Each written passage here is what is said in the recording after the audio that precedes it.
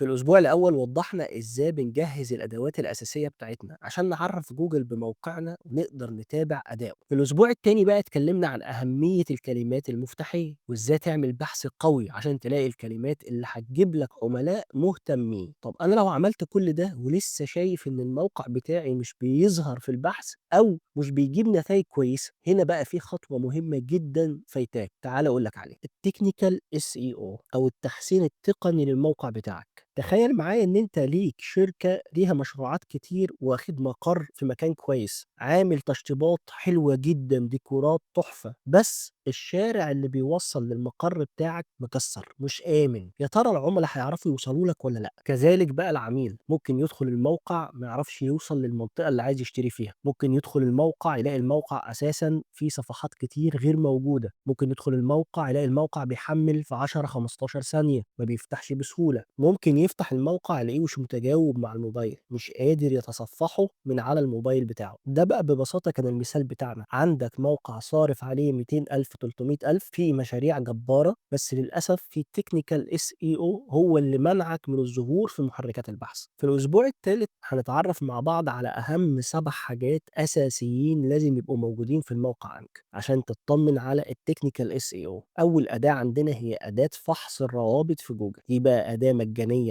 في أدوات مشرف المواقع، بتخليك تتأكد إن كل الروابط اللي في الموقع بتاعك جوجل شايفها صح، ما فيهاش أي مشكلة. تاني حاجة هنتكلم عليها هي إن إحنا نتأكد إن الموقع متوافق مع الموبايل، متجاوب، ريسبونسيف. حاليا أكتر من 70% من الناس بتستخدم الموبايل في البحث. لو موقعك بقى مش بيفتح بشكل كويس على الموبايل، جوجل هيخفي الموقع ده من نتائج البحث، مش هيظهرك للعملاء. يبقى لازم تتأكد إن موقعك ريسبونسيف أو متجاوب مع الموبايل. تالت حاجة هي التحقق من سرعة تحميل الموقع. محدش بيحب يخش موقع بطيء. لو صفحة الموقع بتاعتك بتاخد وقت طويل من 10 15 ل 20 ثانية، العميل هيزهق وهيقفل الصفحة، وبالتالي هيبقى عندك حاجة اسمها باونس ريت، وجوجل كمان هيقلل من قيمة الموقع بتاعك وهيستثنيه من نتائج محركات البحث. الحاجة الرابعة هو بروتوكول HTTPS. البروتوكول ده عبارة عن قفل كده صغير بيبقى موجود جنب عنوان الموقع فوق في اليو ار ال، بيقول ان الموقع ده امن. جوجل بقى بيحب المواقع الامنه. كمان العميل لما بيلاقي البروتوكول ده موجود بيطمن اكتر لو انت بتطلب منه يسيب بياناته او في عمليات حجز وشراء بتتم من خلال الموقع ده. خامس حاجه عندنا بقى هي البحث عن اخطاء الزحف واصلاحها. يعني ايه؟ دي نقطه فنيه كده شويه. بكل بساطه في عناكب صغيره من جوجل بتخش تزور الموقع عشان تعرف محتواه ايه. ممكن تلاقي اخطاء بقى زي ان الفونت يبقى صغير خالص فانا مش عارف اقراه، الخطوط كلها داخله في بعض،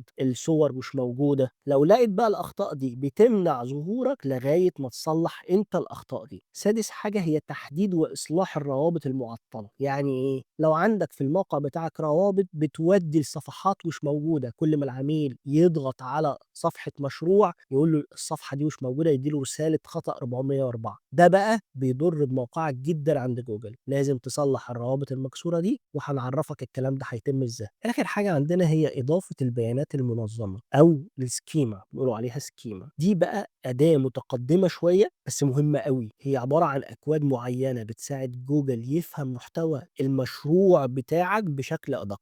يعني مثلا الصوره دي عباره عن شقه، رقم التليفون بتاع الشركه اهو، الاسعار بتاعه العقار ده او المشروع ده بيبتدي من 3 مليون. بتبتدي تدي جوجل بيانات مفصله منظمه عن المشروع بتاعك. جوجل بقى بيحب ده قوي وبيظهر المشروع بتاعك بالارقام دي في نتائج البحث. احنا طولنا في الفيديو ده شويه، بس انا اللي عايز اقوله انك مهما دفعت في الويب سايت بتاعك، مهما حطيت مشروعات بشكل قوي جدا وكي وورد ريسيرش قوي جدا، بس الموقع بتاعك فيه مشاكل تخص التكنيكال اس اي او، كل مجهودك ممكن يضيع. اتمنى يكون الفيديو ده بسط لكم الموضوع الصعب ده واللي قليل جدا بيتكلم عنه، فتح عينيكم على اسرار مهمه في التسويق العقاري. ابداوا دلوقتي، ولو في اي اسئله سيبوها لي تحت في التعليقات.